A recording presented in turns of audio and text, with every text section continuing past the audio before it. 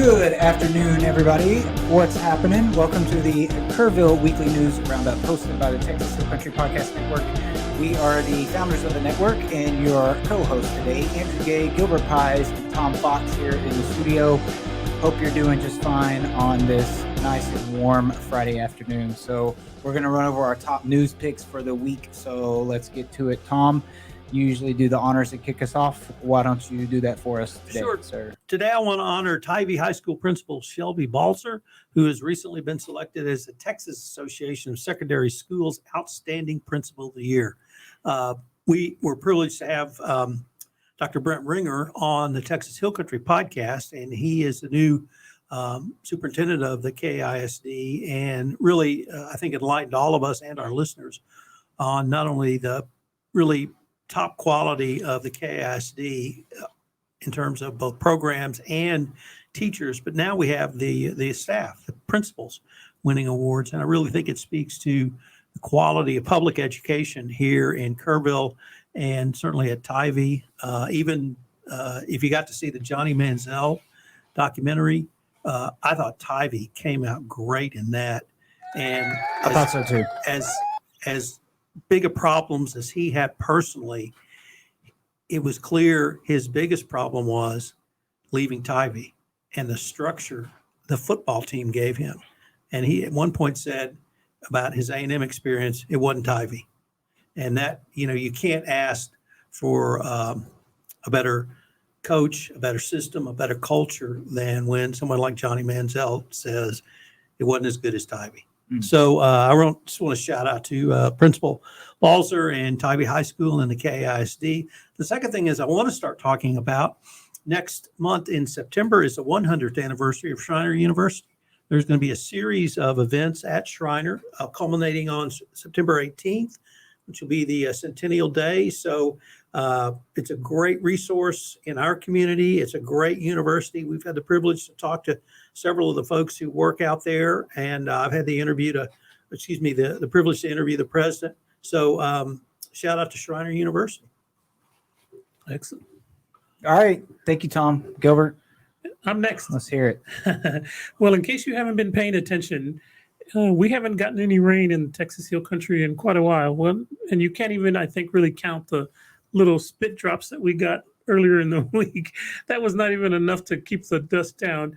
But because we haven't had any rain, the city of Kerrville has now moved to stage 4 water restrictions.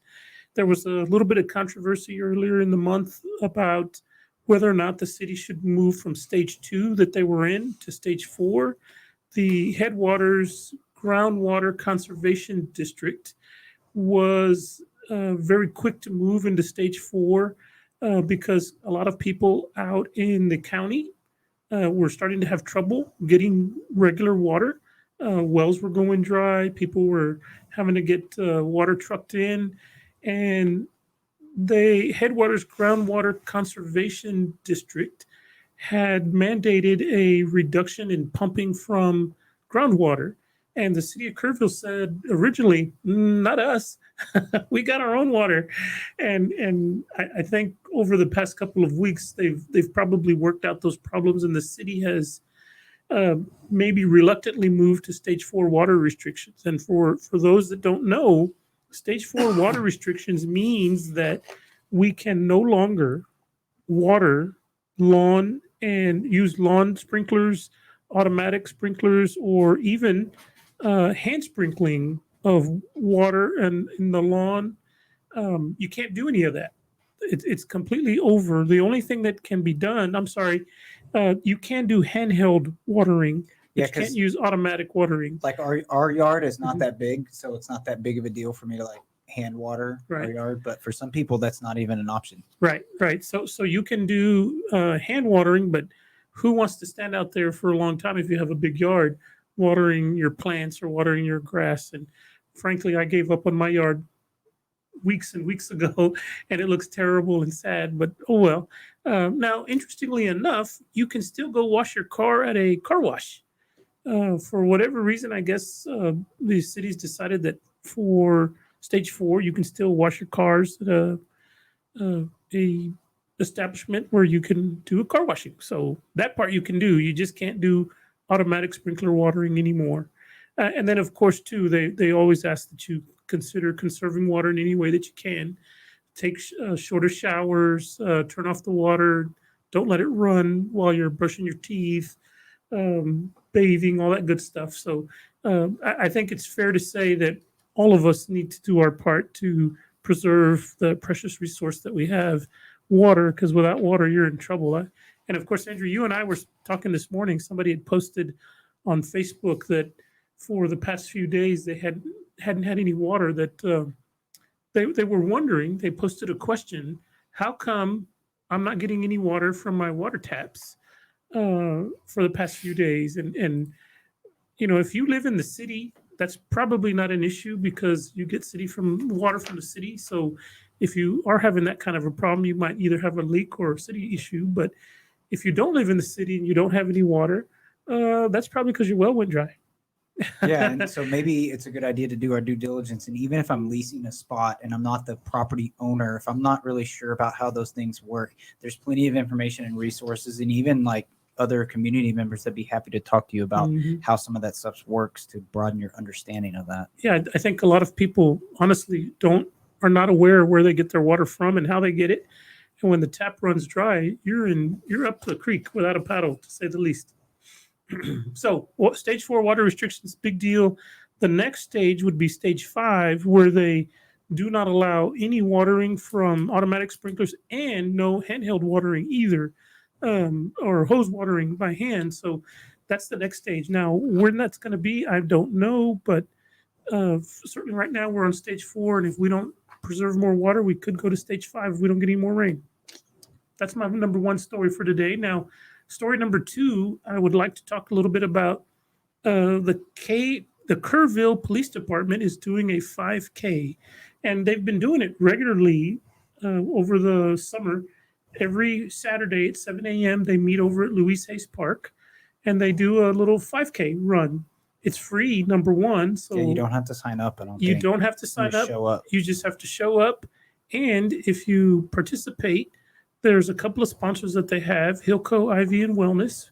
We interviewed Blair Casey last week. We talked to him, talked a little bit about what they do. And then they have one other sponsor. I think it is the Yoga Spot, I want to say. Maybe. Yes, is the Yoga Spot. Yes. They're sponsoring the race. And so they do a pre-race warm-up. So probably a little bit of calisthenics, a little bit of stretching, so nobody tears their Achilles tendon or hurts themselves. And then, of course, at the end, Hilco IV and Wellness is providing water and to keep everybody cool. And, of course, they're doing it at 7 o'clock in the morning. So, you're probably not going to be that hot, but it could be. Well, not if the morning's like this morning. So Right, what you're saying is I'll see you out there at 7 a.m. or beforehand tomorrow. Hell no. I mean, and then you'll pay me to come stand in your yard and hand water. There you go. There you go. Okay. Maybe. Now, the Kerrville Police Department is doing their 5K on a pretty regular basis. In fact, I think they've been doing it every Saturday at 7 o'clock in the morning at Louise Hayes Park. But I also want to mention, too, that if you're interested in a different kind of 5K, the Riverside Nature Center will be having their annual run and walk September 9th at 8 a.m. at Louise Hayes Park. Also, this one you do have to register. You do have to go online. And if you go to either the Kerrville Convention and Visitors Bureau Facebook page, there's a link there and there's a QR code. And then, of course, I'm sure with the Riverside Nature Center, if you'll go to www.riversidenaturecenter.org. That's the Riverside Nature Center's website. They have a link there also where you can register for their 5K, and all the money and proceeds that are raised are used to fund Riverside Nature Center's programming for the year. So I think that'd be a really interesting one too to enjoy. And of course, it's a 5K walk or run, so you're not obligated to run only or walk only. You can do a little bit of both or one of the other. It doesn't matter. It's more than anything else. They just want you to participate. And then the package pickup, of course, is earlier than 8 o'clock, but the race starts at 8 and then it if I was out there running or walking, I would probably finish at about noon. I might not even finish. I might be in the hospital in the emergency room, getting defibrillated or something. I don't know. But yeah, that's another one to think about.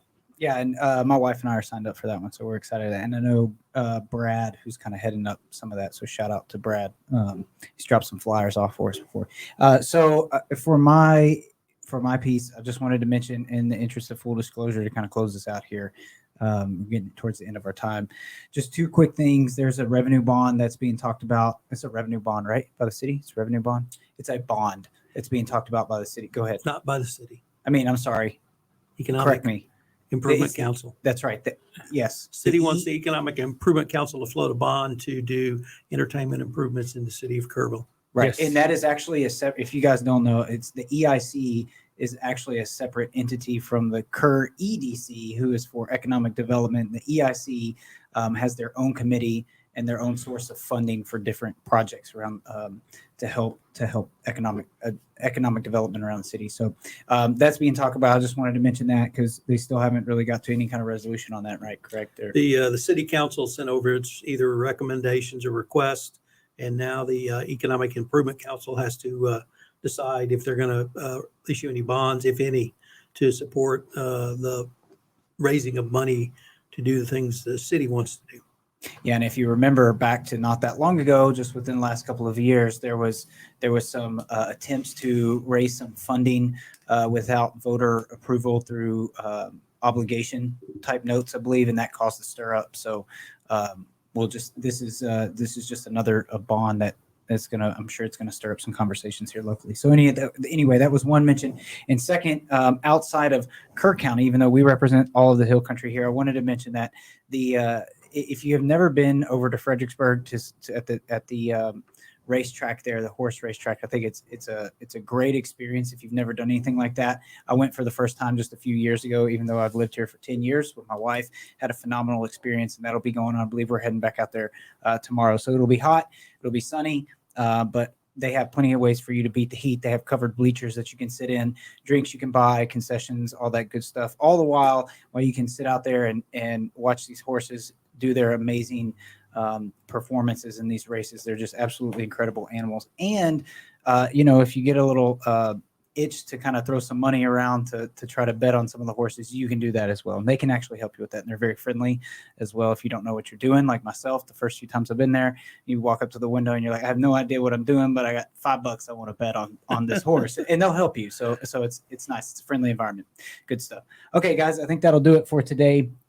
Plans for the weekend? Doing anything? I know back to school just started.